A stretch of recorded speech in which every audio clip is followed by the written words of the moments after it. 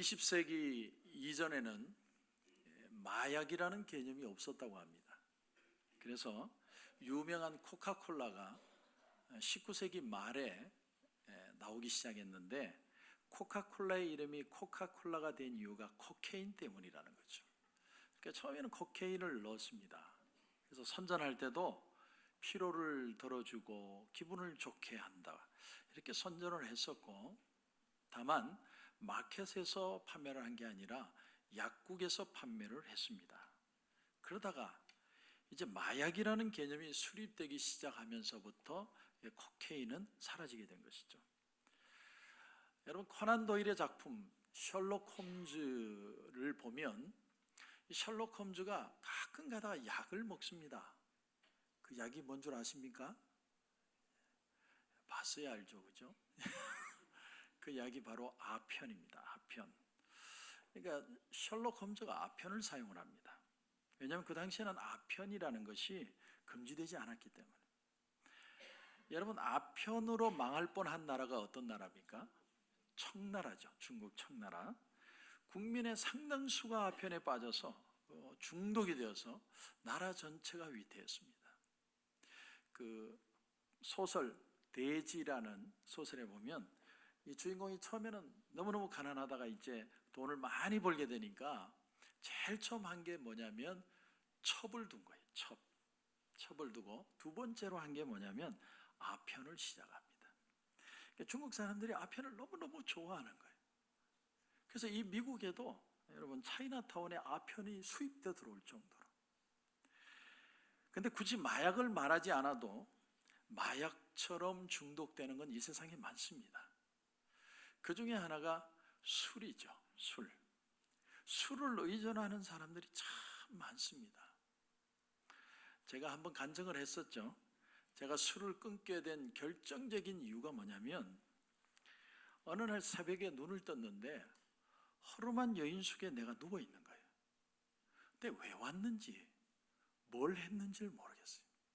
근데 그 순간에 가슴속에 갑자기 두려움이 확 밀려오는, 이러다가 객사할지도 모르겠구나.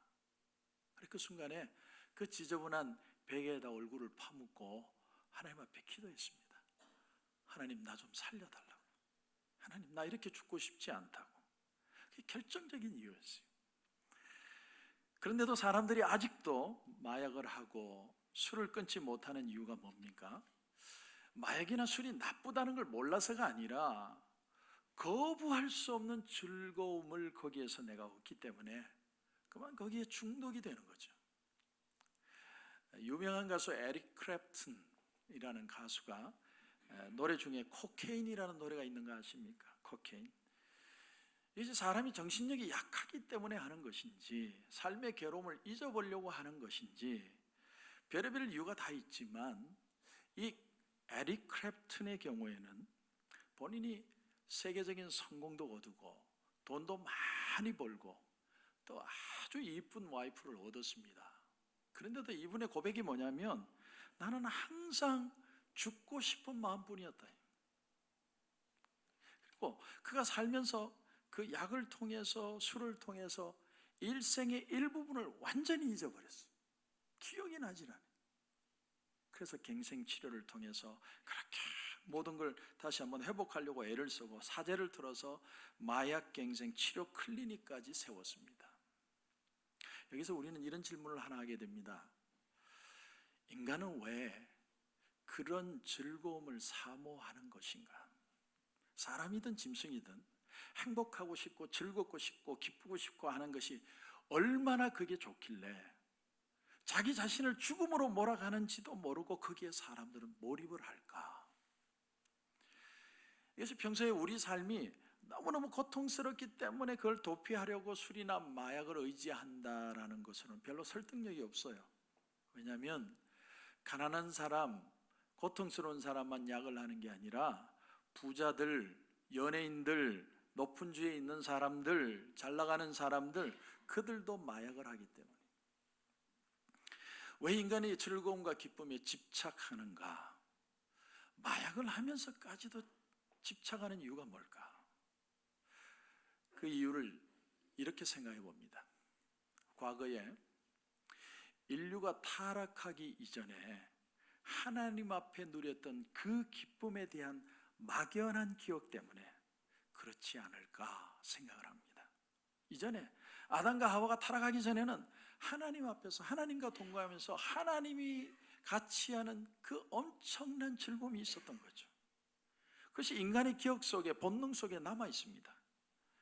그렇기 때문에 그것을 다시 얻고 싶은, 그것이 좋은 방법이든 나쁜 방법이든 어떻게 해서든 그 기쁨을 다시 한번 가지고 싶어 하는 인간의 욕망. 그래서 사람이 이처럼 행복하고 즐거워하려고 하는 그런 것에 취약한 것을 보면 한때 인류가 하나님 앞에서 누렸던 영원한 즐거움을 우리의 본능이 기억하고 있다는 것의 반증인 거예요. 자, 오늘 시편 이제 9절을 보십시오. 9절을 보시면 이러므로 나의 마음이 기쁘고 나의 영도 즐거워하며 내 육체도 안전히 살리니 11절입니다. 주께서 생명의 길을 내게 보이시리니 주의 앞에는 충만한 기쁨이 있고 주의 오른쪽에는 영원한 즐거움이 있나이다. 어디에 기쁨이 충만하다고 얘기합니까? 주의 앞에. 그리고 어디에 영원한 즐거움이 있다고 얘기합니까? 주의 오른쪽에. 자, 하나님 보좌 우편에는 누가 계시죠? 예수님. 그러니까 예수님을 통해 영원한 즐거움이 우리에게 있다라는 걸 말하는 거죠. 그러니까 영원한 즐거움을 다른 말로 영생이라고도 표현합니다. 영생이 뭐냐? 영원한 즐거움이에요. 영원한 즐거움. 그래서 영락, 영원한 즐거움. 그래서 교회 이름도 영락교회가 있잖아요. 영원한 즐거움. 천국은 어떤 곳이냐? 영원한 즐거움을 누리는 곳이 천국입니다. 그런데 우리가 이 세상에 사는 동안에도 이 세상 속에서 오늘 본문이 말씀하고 있는 이와 같은 기쁨과 즐거움을 맛볼 수 있습니다. 충만히 누리는 건 아니에요. 완전하진 않습니다. 그러나 맛볼 수 있게 하셨습니다. 맛보는 거하고 충만한 거하고는 틀리죠. 맛본다는 건 이게 얼마나 좋은지를 내가 확인하는 것이고 잠깐 그것을 경험하는 겁니다. 그래서 성경 시편 34편 8절에 보면 너희는 여호와의 선하심을 어떻게 해요? 맛보아 알지어다. 여호와의 선하심이라는 단어가 히브리어로 토브라는 단어를 씁니다. 토브. 뜻이 뭐냐면 아름다운 것, 풍성한 것, 좋은 것, 그런 뜻입니다. 맛본다는 것은 탐이라는 단어를 씁니다. 탐. 음식의 맛을 본다는 뜻도 있지만 마음으로 인식한다, 경험한다, 그런 뜻이 있습니다.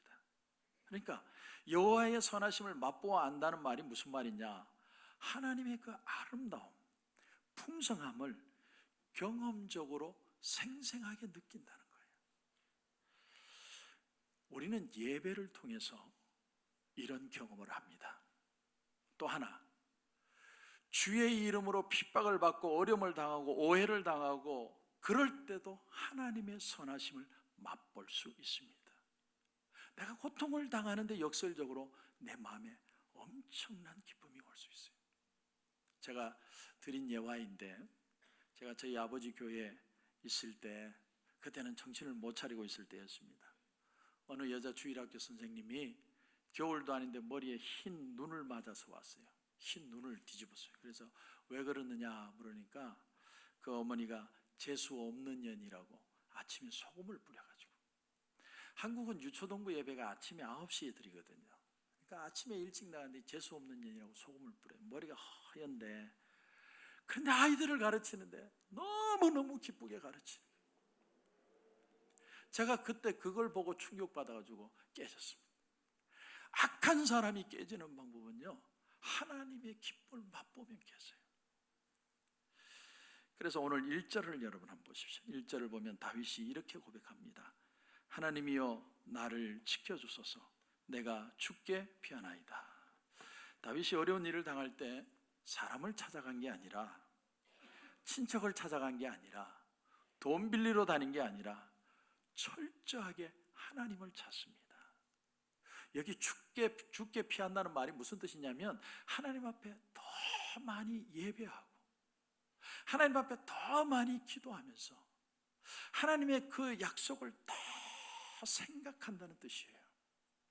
사실 하나님께 피했다는 말은 역으로 무슨 말이에요? 갈 데가 없다. 내가 갈 데가 없어요. 그래서 하나님 앞에 오는 거예요. 제 인생에도 교회를 가고 싶은데 못 갔던 때가 딱 한 번 있습니다. 교회가 문제가 생겨서 갈 수가 없어요. 너무너무 교회 가고 싶은데, 너무너무 예배 드리고 싶은데 예배 드릴 데가 없어요. 여러분 그 고통 아세요? 그래서 어느 교회, 이름도 모르는 교회 2층에 올라가서 2층 끝에서 예배를 드렸어요. 예배 가운데 하나님이 저에게 은혜를 부어주셨어요. 얼마나 은혜를 부어주시는지. 옆에 사람은 졸고 있던데 저는 참 하나님의 은혜. 그래서 예배의 맛이 뭔지 아는 사람은 교회를 떠날 수가 없어요. 예배의 맛, 그 기쁨을 맛보아 알지어다. 성도들이 어려움을 당할 때 교회를 안 떠나고 피하려고 하지 않고 그대로 당하면서도 하나님을 찾는 이유가 뭔 줄 압니까? 알기 때문이에요. 하나님이 주시는 은혜를 맛보아 알기 때문에 떠날 수가 없는 거예요. 비록 이 세상 사람들은 다 나를 몰라주고 내가 당장 내일 망할 것 같이 보여도 하나님은 나를 아신다는 거예요. 하나님이 나를 아시기 때문에 나는 하나님을 떠날 수가 없는 거예요. 이게 하나님이 주시는 맛입니다. 그런데 오늘 여러분 4절을 한번 보십시오. 4절을 보시면 다른 신에게 예물을 드리는 자는 괴로움이 더할 것이라. 나는 그들이 드리는 피의 전제를 드리지 아니하며 내 입술로 그 이름도 부르지 아니하리로다. 여호와는 나의 산업과 나의 잔의 소득이시니 나의 분깃을 지키시나이다. 요즘 심리학에 그런 말을 많이 합니다. 인간은 자기가 생각하는 방향으로 변화하는 존재다. 저는 의미가 있는 말이라고 생각합니다. 사람은 다 자기가 생각하는 만큼 세계를 사는 겁니다. 내가 생각을 좁게 하면 좁은 세계 사는 거고, 생각을 넓히면 넓은 세계를 사는 겁니다. 이 말은 변하는 대로 우리가 생각하는 존재가 아니라 생각하는 대로 변화하는 존재라는 겁니다.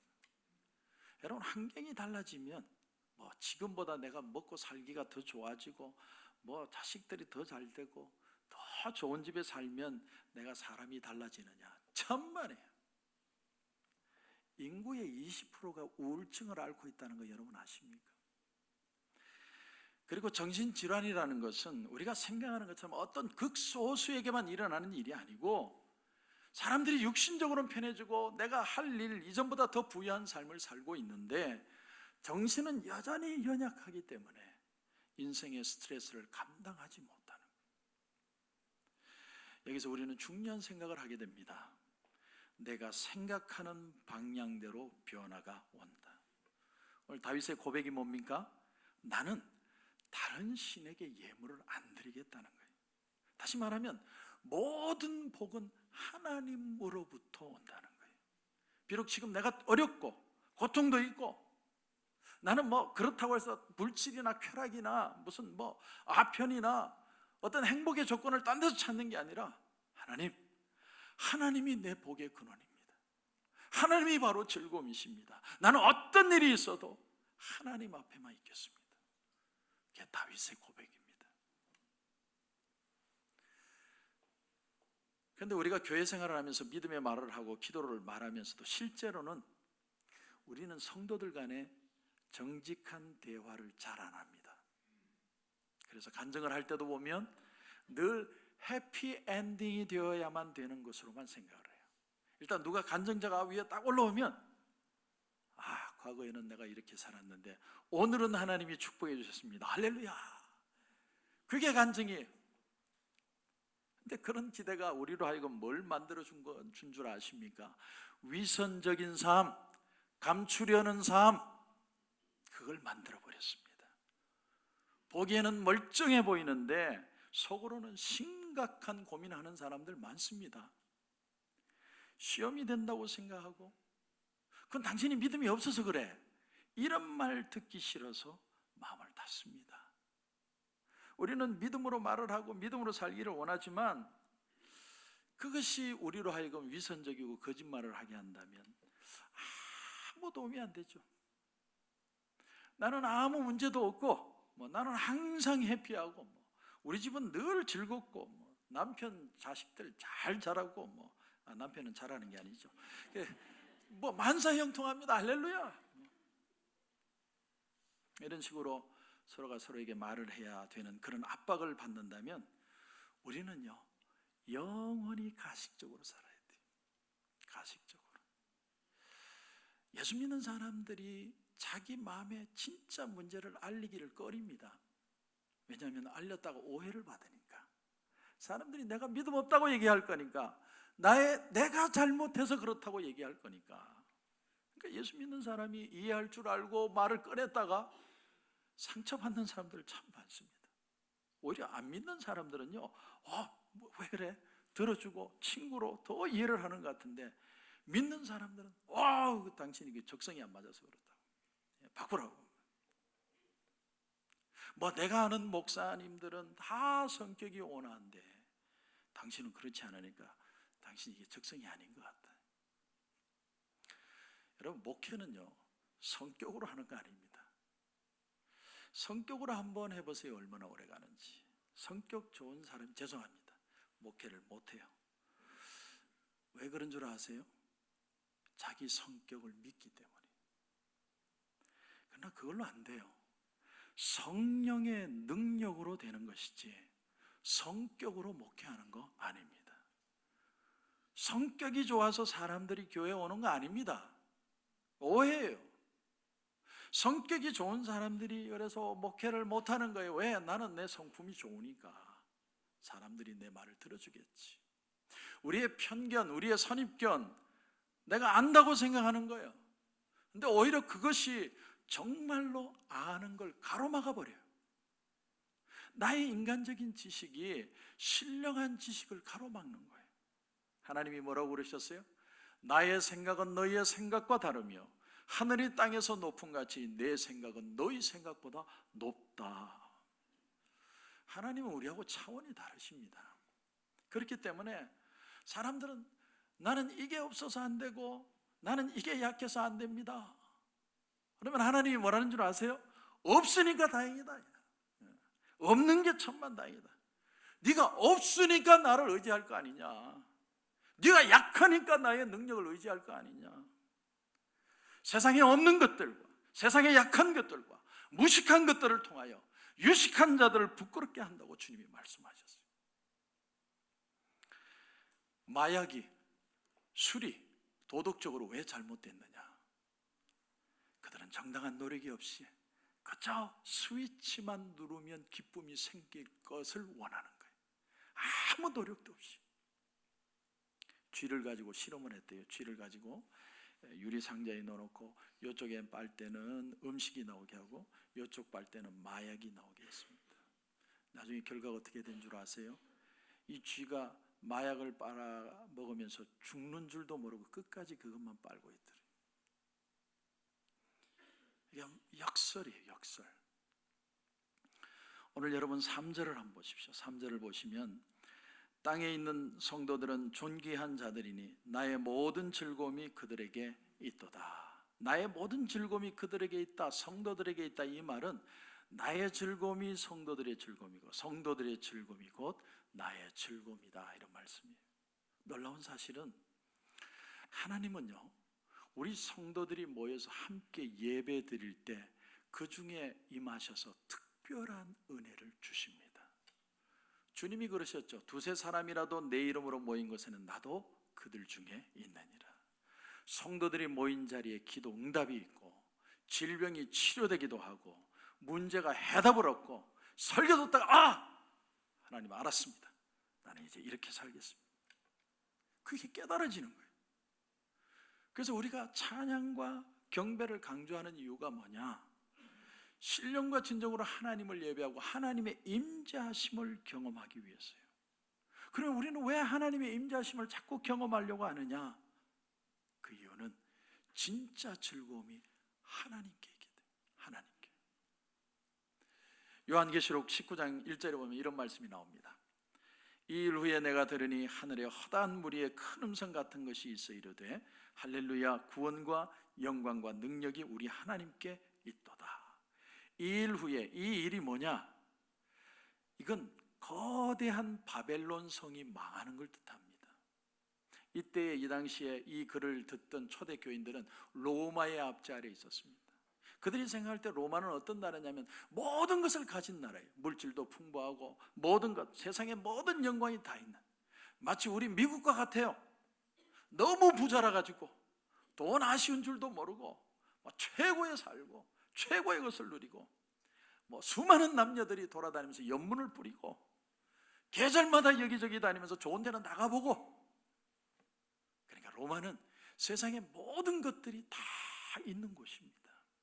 그런데 뭐라고 얘기했냐면 이 일 후에, 이런 세상의 환락과 즐거움이 다인 줄 알고 사람들이 살 때, 이런 말입니다.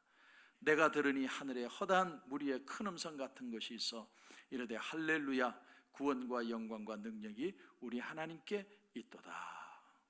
우리가 예수님을 진실로 믿게 되고 만나게 되면 우리 속에요, 뜨거운 열정이 살아나기 시작합니다.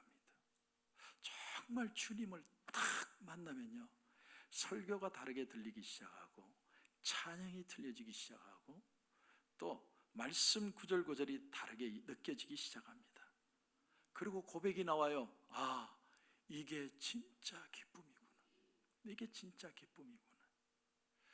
그래서 오늘 다윗은 고난 속에서 하나님이 나의 기쁨인 것을 알게 되었을 때 드디어 고백하는 게 있습니다. 입에서 토해내는 거예요. 그게 뭐냐면 5절입니다. 5절을 보시면 여호와는 나의 산업과 나의 잔의 소득이시니 나의 분깃을 지키시나이다.